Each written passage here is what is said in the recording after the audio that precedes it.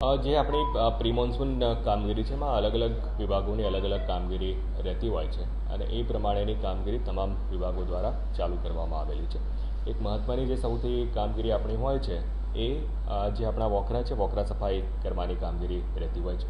વોકરા સફાઈની આ જે કામગીરી છે એ ઓલરેડી ચાલુ કરી દેવામાં આવેલી છે અને 15 જૂન સુધીમાં તમામ વોકરાઓની સફાઈ થઈ જાય એ પ્રકારેનું આપણે એન્શ્યોર એમાં કરવા માગીએ છીએ.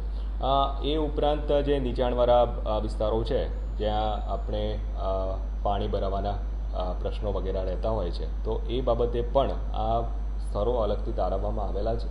અને એ સ્થળો ઉપરથી પણ પાણીનો ઝડપથી નિકાલ થાય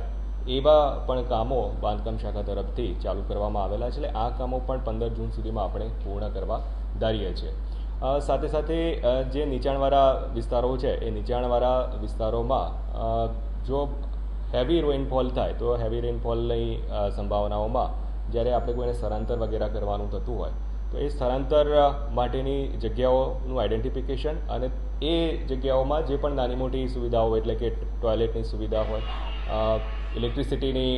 સુવિધાની બાબત હોય, એનું નાનું મોટું મેન્ટેનન્સની બાબત હોય તો એ બાબતો પણ 15 જૂન સુધીમાં પૂર્ણ થાય એ પ્રકારની આપણે કાર્યવાહી સુનિશ્ચિત કરી છે.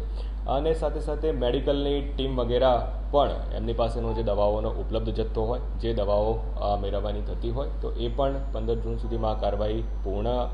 એમના તરફથી કરી લેવામાં આવે એ સૂચનાઓ પણ આપવામાં આવેલી છે. સાથે સાથે આંગણવાડી છે, શાળાઓ છે, એમાં પણ એક વખતે ચકાસણી કરી કોઈ ખુલ્લા વીજ વાયરો વગેરે ન હોય. રોશની શાખા મારફતે પણ જે જાહેર આપણી રોશનીની વ્યવસ્થાઓ છે એમાં પણ કોઈ નાનું મોટું મેન્ટેનન્સ કરવાનું હોય, કોઈ ખુલ્લા વીજ વાયરો ત્યાં પણ ન હોય, કોઈ પોલ હોય તો એ તમામ પોલ પણ એક વખત ચકાસણી થઈ જાય અને જોખમી પોલ હોય તો એનું પણ મેન્ટેનન્સ અથવા રિમૂવ કરી નવા ઇન્સ્ટોલ કરવાની કામગીરી પણ 15 જૂન સુધીમાં કરવામાં આવે એ પ્રકારેની સૂચનાઓ આપવામાં આવેલી છે અને એનું સતત ફોલોઅપ લઈ અને આ કાર્યવાહી 15 જૂન સુધીમાં આપણે પૂર્ણ કરીશું.